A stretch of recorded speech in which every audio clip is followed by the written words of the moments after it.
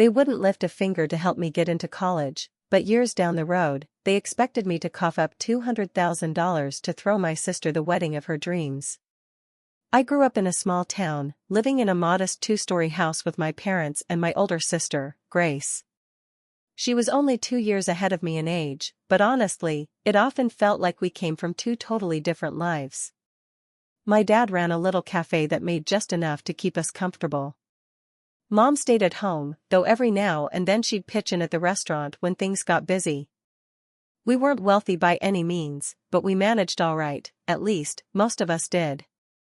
Grace, sweetheart, your presentation was absolutely amazing, I remember Mom gushing one night after a school event.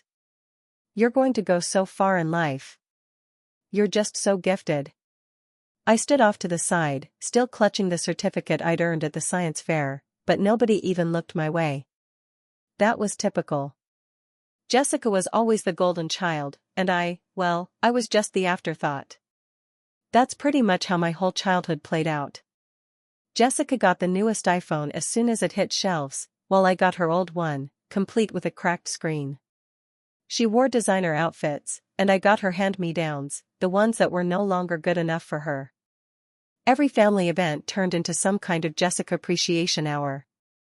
Did you hear about Grace's SAT scores? Dad would beam proudly. Top percentile, and she's president of the debate club. I learned to just fade into the background during those moments. I knew full well that my straight A's and my role as treasurer of the environmental club weren't going to earn a single word of praise.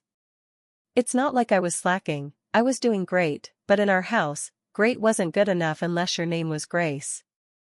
I'll never forget folding laundry with Mom one afternoon when she turned to me and said, "Ashley, you ought to think about something more practical. Maybe a job in retail or food service.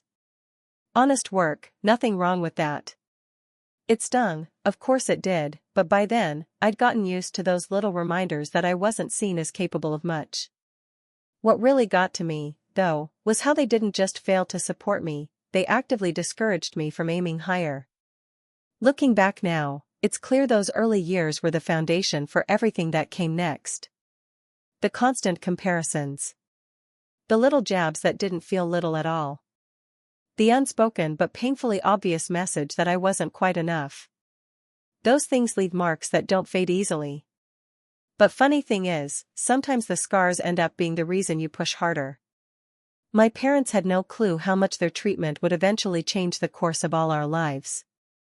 The day Jessica got her college acceptance letter is burned into my memory. The whole house exploded with joy. Mom cooked her favorite meal, Dad showed up with an expensive bottle of wine, and they spent the night planning her future like it was the most important project of their lives. Our brilliant girl's going to one of the top schools in the city. Mom kept saying, glowing with pride. We've been saving for this moment since the day you were born, sweetheart. I sat quietly at the dinner table, barely touching my food, wondering if I'd get a celebration like that when it was my turn in a couple years. I should have known better. When the time finally came for me to apply to college, the reaction couldn't have been more different. I'd worked hard, kept my grades high, took on extra classes, got involved in clubs, but none of that seemed to register. College? Mom actually laughed when I brought it up. A short, cutting laugh. Ashley, be realistic.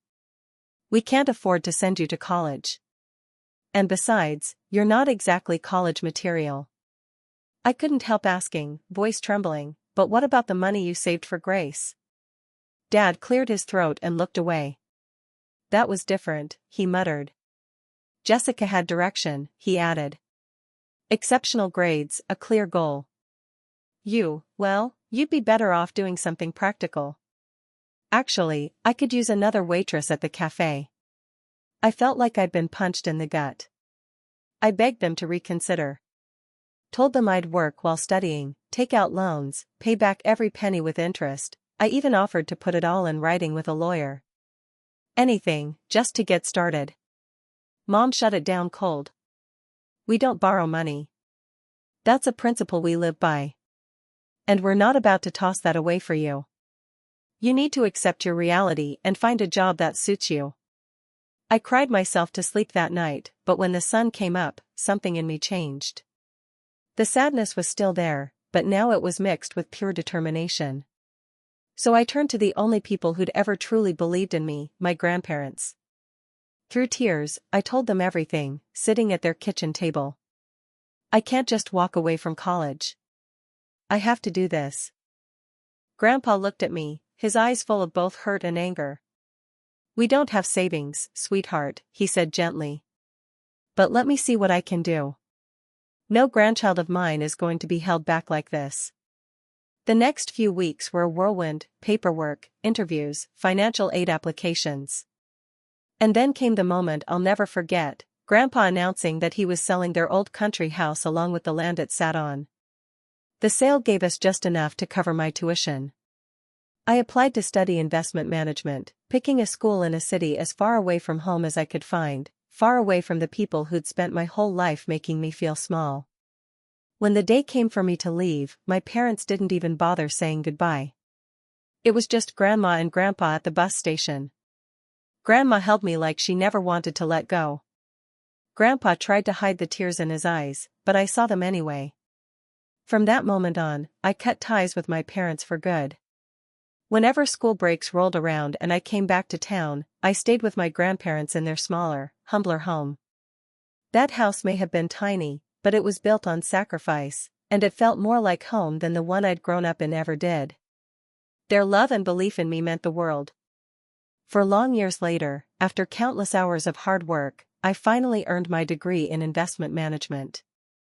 I came back to my hometown carrying nothing but big dreams and a freshly printed diploma. I thought I was ready to take on the world. But the world, as it turned out, didn't exactly have its arms open. The job market was brutal. I spent weeks firing off applications, hoping for even a nibble. Silence. Eventually, I managed to land a job at a small trading company, not exactly Wall Street, but it was a start. It wasn't the high-powered investment firm I'd once pictured for myself, but it paid the bills. I found myself a modest little apartment on the edge of town. Nothing flashy, but it was mine. Every rent check I sent off was covered by my own paycheck. And honestly, that felt like a small victory. Then came a phone call I never expected. Ashley. Grace's voice oozed sweetness over the line. It's been forever. You have to come by for dinner this weekend, I'd love to catch up. There was something in her voice, though, something a little too cheerful, that should have tipped me off. But against my better judgment, I said yes. Maybe time had softened the edges. Maybe we'd finally see each other as equals. Turns out, I couldn't have been more wrong. The moment I stepped into Grace's house that night, I knew I'd walked right into an ambush. My parents were already there, comfortably seated in her fancy dining room. Grace's boyfriend, a slick, smug guy in an overpriced suit, barely glanced in my direction. We sat down for dinner, and the interrogation started almost immediately. So, Ashley, Mom began, her fork hovering like a weapon. Tell us about your job. I swallowed hard. I'm working at a trading company, I said, trying to sound confident. It's small, but... Jessica cut me off, laughing like I'd just told a joke. A trading company? You mean like those discount stores? You really didn't need a college degree for that, you know. Anyone could walk in off the street and get hired. Mom beamed at her. Unlike Grace, she said proudly. She's a manager at the Citibank, and Joseph here, she gestured at the smug boyfriend, is a lawyer at Anderson and Pierce. Top firm in the state, he added with a nod. I told you college wasn't for you, dear, Mom sighed, like it was some kind of missed opportunity one had created. What a shame your grandfather's house had to be sold for that. Dad chuckled, swirling his wine. My offer's still good, by the way. I could always use a college-educated waitress at the cafe. Imagine the look on customers' faces, would you like fries with that, from someone with a degree. The whole table erupted in laughter, except me. I just stared at my plate, moving the food around like I used to as a kid, trying to make it disappear. So where are you living now? Jessica asked innocently. I hadn't mentioned it, but somehow she knew. I found a place on Cedar Street, I said softly. And just like that, the table broke into gasps, like I'd told them I was sleeping under a bridge. Cedar Street?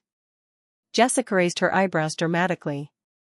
Oh, Ashley, that's literally the worst part of the city. She paused, then delivered the blow with a smirk. But I guess it makes sense. People who can't afford anything better end up there. Beggars, Mom stage whispered behind her wine glass. The laughter started again. And that's when something in me just broke. After all these years, after putting miles between us, after working my ass off, nothing had changed. They were still the same condescending, judgmental people they'd always been. You know what? I stood up fast, my chair screeching across the floor. You know what? I'd rather be a beggar than turn out like any of you. My voice was shaking, but I kept going. At least I got here on my own. I didn't ride anyone's coattails. I didn't live off daddy's money or get handed a cushy job. I earned every damn thing I have. I grabbed my purse and walked out. They were still shouting behind me, half insults, half guilt, but I didn't stop. I stepped out into the night and made myself a promise, that would be the last time I ever let them into my life. Funny how life works sometimes. Just when you think you're stuck, something shifts. I was still at the trading company, doing my best but not feeling like I was going anywhere, when my phone rang one afternoon. It was Nancy, my old college roommate. Ashley, you're not gonna believe this, she practically shouted. Remember how we used to dream about working at Maxwell Investment Group? They're opening a branch in your city, and they're hiring. I already put in a word for you. My heart nearly exploded. Maxwell wasn't just a company, it was the company. One of the biggest names in investment management. That night, I stayed up late reworking my resume, and spent the whole next week preparing for the interview. The day I walked into their temporary office, it felt like everything I'd been through had led to that moment. The interview was no walk in the park, they grilled me on everything from market predictions to investment strategies. But all those late nights I'd spent learning on my own time? All the effort I'd poured into that tiny trading job? It paid off. A week later, I got the call, I was in. From day one, I went all in. While others clocked out at 5, I stayed late. I built models, tested strategies, and refined my proposals until they were airtight. My first big assignment was managing a portfolio for a mid-sized tech firm. In just one quarter, I pulled in a 40% return.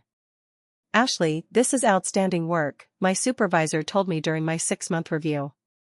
With his praise came a bonus that was bigger than everything I'd earned the year before combined. But I wasn't done. Not even close. I pushed harder. I took on tougher clients. I developed a reputation for turning sinking portfolios into success stories. The bonuses grew, and I made sure every dollar had a purpose. 2 years into my time at Maxwell, I walked into a luxury car dealership. The sales guys looked at me like I was lost until I pointed at their top-tier model and said, "That one. I'll take it." An hour later, I was pulling up to my grandparents' place. Parked in their driveway was that brand new car, shining under the sun, a giant red bow tied to the roof. Grandpa's jaw nearly hit the ground when I handed him the keys. And I still wasn't finished. A month after that, I closed on a condo in the Heights, the most exclusive building in the entire city. We're talking marble counters, floor-to-ceiling windows, and a skyline view that made you feel like you owned the world. One morning, I was walking out of my building, coffee in hand, ready to take on the day, when a voice I hadn't heard in years stopped me in my tracks. "Ashley." It was Grace, decked out in designer workout clothes like she was about to step onto a magazine cover. She looked stunned, like she'd seen a ghost. "What are you doing here?" I took a slow sip of my coffee, giving myself a moment to really savor the scene. "Oh, I live here," I said, nodding casually toward the top of the building. "Just bought the penthouse." Her face, God, it was something to see. Disbelief. Shock. And for the first time in our lives, I caught a glimpse of something else. Envy. My perfect sister, the one who always came out on top, was looking at me like I was the one to beat. About a week after that surprise run-in, my phone lit up with a number I hadn't seen in years, my parents. That alone was shocking. What came next was even more unexpected. They said they were nearby and wanted to stop in for a visit. I agreed, mostly out of curiosity. When they stepped into my apartment, the look on their faces was priceless. Mom's eyes darted around the space, from the wall-to-wall windows to the sleek designer furniture, while Dad stood stiffly near the entrance, like he was scared he might break something. "This is impressive," Mom said, trailing her fingers along my marble countertop like she couldn't believe it was real. "You must be doing quite well for yourself." "I am," I said simply, motioning for them to take a seat on the Italian leather sofa. They exchanged a look. Then Mom cleared her throat. "Well, we actually came to share some news. Jessica and Joseph are engaged." Apparently, the engagement party had already happened, last month, in fact. Not that I'd been invited. "They're planning the wedding for 6 months from now," Mom went on, her voice shifting into that manipulative, sugary tone I remembered all too well. "We offered to pay half, of course. Tradition." Dad fidgeted beside her. "But the budgets, well, it's ended up being $300,000. I nearly spit out my water. $300,000? For a wedding? Joseph's family has high expectations, Mom explained quickly, her voice rising in urgency. They're well known, very prominent in their community. We'd already committed to our half before we realized how much everything would cost, and now. She looked straight at me. "Now you need $150,000? I asked, not even bothering to mask my disbelief. "Exactly." Mom perked up like I'd just agreed to it.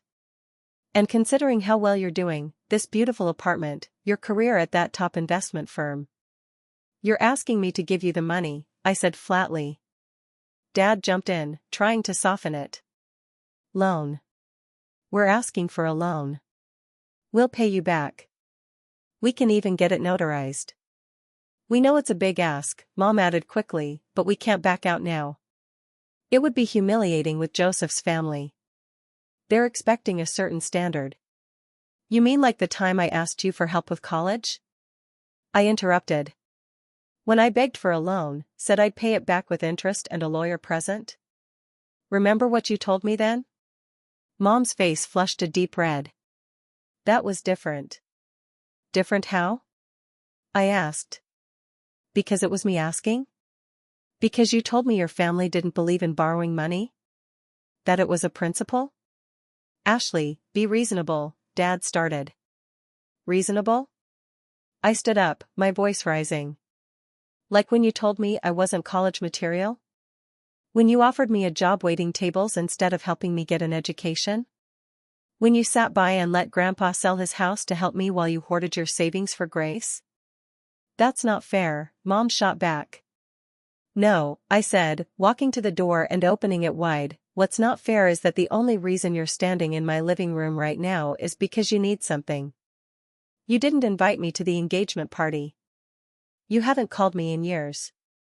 And now you want $150,000? They both froze. I let the silence hang for a second.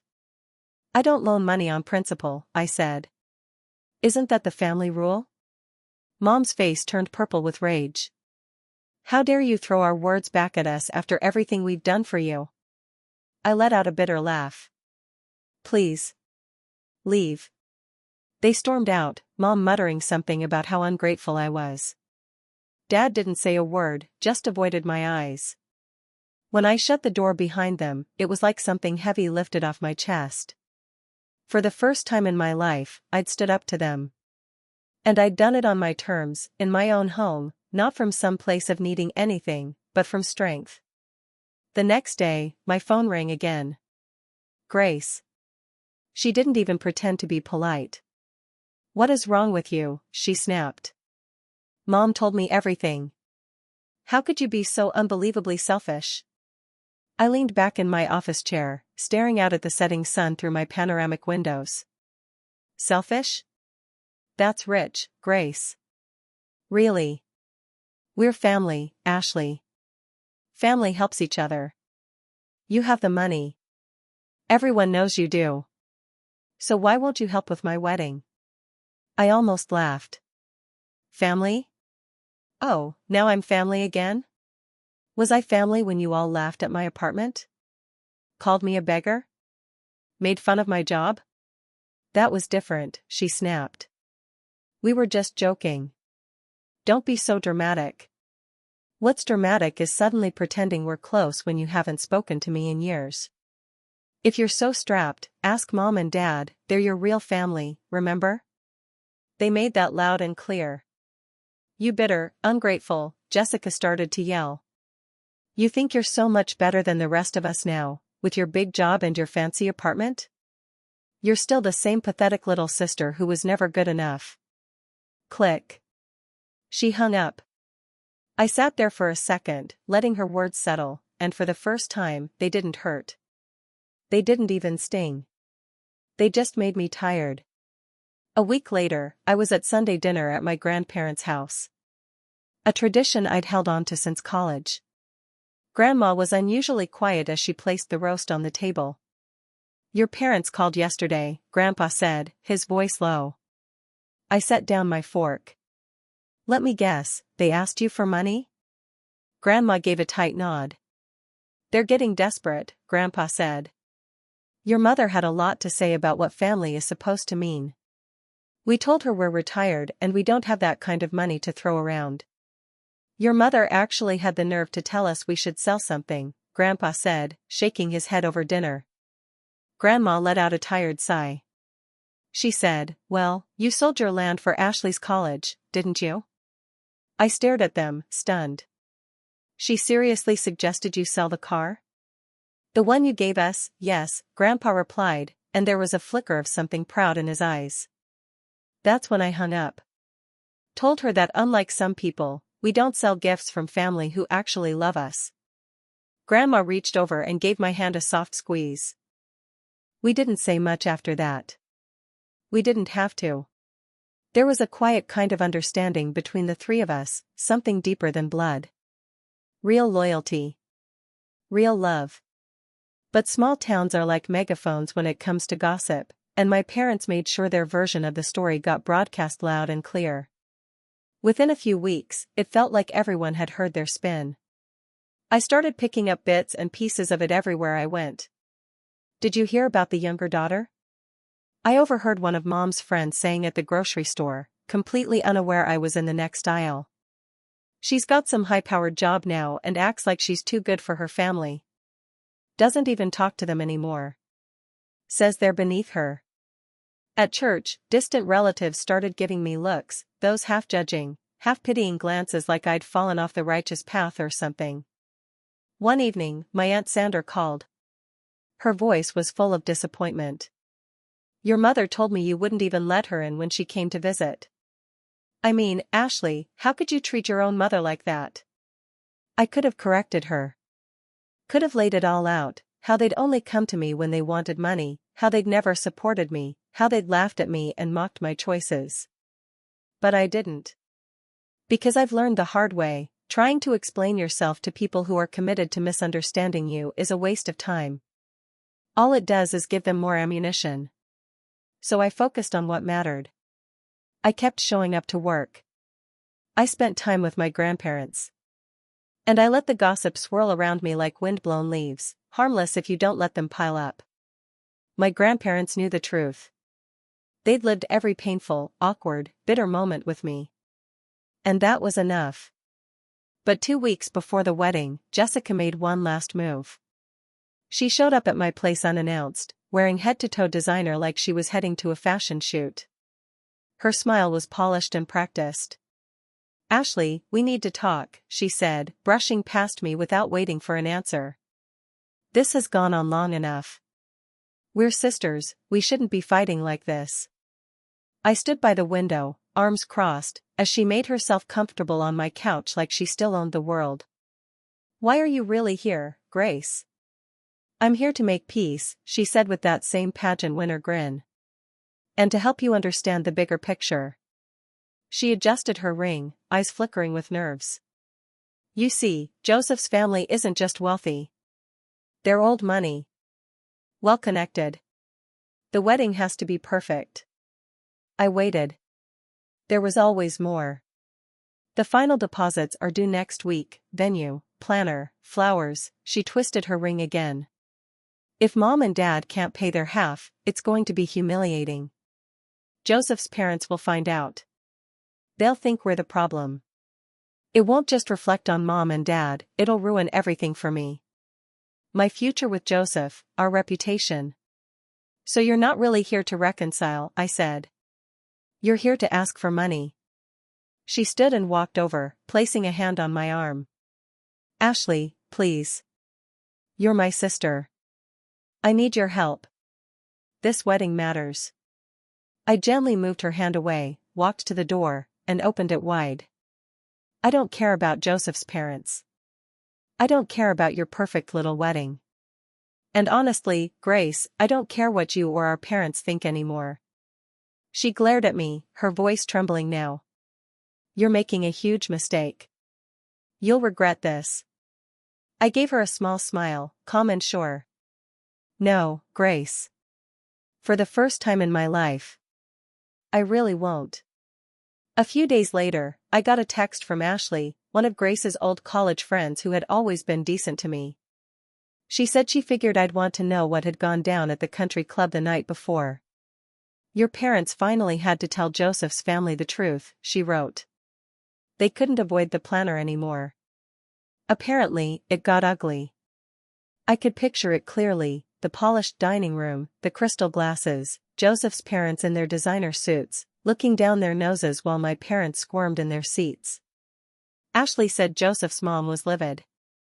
That little fantasy wedding started falling apart fast. The Maldives honeymoon was scrapped. The vintage champagne order was cancelled. The floral arrangements were scaled down to basic white roses. In the end, Joseph's family stepped in and paid for everything. But the image they'd been trying to craft? The illusion of elegance and affluence? It was shattered. The wedding still happened, though a much tamer version than what had been planned. I wasn't invited, of course. I hadn't expected to be. My grandparents got an invitation, though. They politely declined and sent a note about having prior plans. And so, instead of sitting through a fake fairy tale, we spent that Saturday having a backyard picnic. Sandwiches and lemonade under the trees. No tension. No guilt. Just peace. A week later, the wedding photos hit social media. One evening, glass of wine in hand, I found myself scrolling through them. Image after image, perfect lighting, carefully curated poses. There was Grace, beaming in her designer dress. Joseph, looking stiff and overly polished. His family, posed like antiques, expensive, but cold. Then I spotted my parents. New clothes, probably bought on credit. Trying so hard to look like they belonged. But something was off. Their smiles didn't reach their eyes. Their poses were just a little too forced. And Joseph's parents? They only appeared in a handful of shots, their expressions caught somewhere between disdain and discomfort. There was one photo that really stuck with me. His mom was caught mid-glance, staring at my folks like she'd just stepped in something foul on the sidewalk. Over the next few weeks, Ashley would shoot me the occasional text with updates. Jessica and Joseph had settled into the house his parents gave them as a wedding present. My parents didn't drop by much after that. Seems they didn't quite match the picture Joseph's family had in mind for cozy Sunday dinners. I haven't heard a word from Jessica or my parents since before the wedding. And honestly, sitting here in my apartment while the sunset spills golden light across the city skyline, I've made peace with that. Some bridges aren't meant to be rebuilt, sometimes it's best to just let the ashes be.